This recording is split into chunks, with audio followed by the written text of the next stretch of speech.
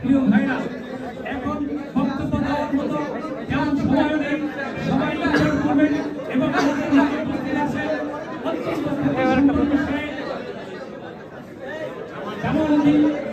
তিনি মোনাজাত এবং দোয়া পরিচালনা করবেন। শুধু আমি আপনাদের কাছে বলি, আজকে এই যে পবিত্র রমজান, যেটার জন্য বলা হয়েছে এই রমজানগণ তোমাদের উপর রোজা ফরজ করা হয়েছে, যেমনি বলা হয়েছে তোমাদের পূর্ববর্তীর জন্য এবং তোমাদেরকে মুসলিম হওয়ার জন্য সুযোগ দেওয়া হয়েছে। সেই মুসলিম হওয়ার জন্য আমরা সমস্ত আদেশ এগুলো পালন করে আপনারা জানেন যে আমাদের মুরব্বী সংগঠন যে থানা কল্যাণ, যেটা আমাদের বলেছেন থানা কল্যাণ সমিতি আছে, যেটা একটা রাজনৈতিক কারণে দীর্ঘদিন ফাংশন করতে পারছিল না। এর পরবর্তীতে আমাদের ছোট ভাই সাইদ হোসেন বাবু এবং রাশেদ ওদের নেতৃত্বে ভবাসীবাদের ছাত্র কল্যাণ এই সমিতি গঠন করেছে এবং আজকেই তাদের প্রথম আনুষ্ঠানিক এই অনুষ্ঠানে যে ইফতার ও দোয়া মাহফিলের আয়োজন করেছে। আপনারা দূরান্ত থেকে আজকে ইফতার মাহফিলে অংশগ্রহণ করে তাদের এই অনুষ্ঠানকে সফল সার্থক করেছেন।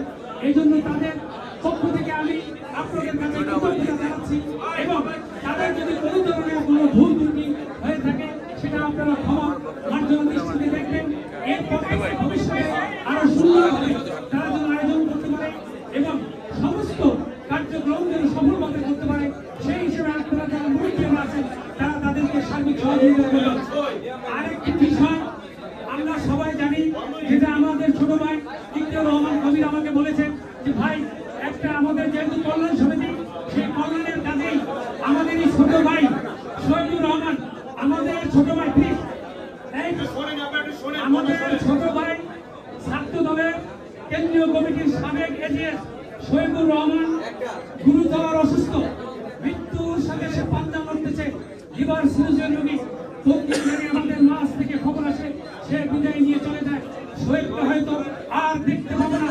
যদি আপনারা যাদের ব্যক্তিগত উদ্যোগে, আমি আপনাদের সবার কাছে করজোড়ে অনুরোধ করছি, আপনারা যে জায়গাতে পারেন এই অনুষ্ঠানের পরে আপনারা শহীদকে সেইভাবে সাহায্য সহযোগিতা করবেন। তার পরিবার সবকিছু সর্বস্ব হারিয়ে ফেলেছে।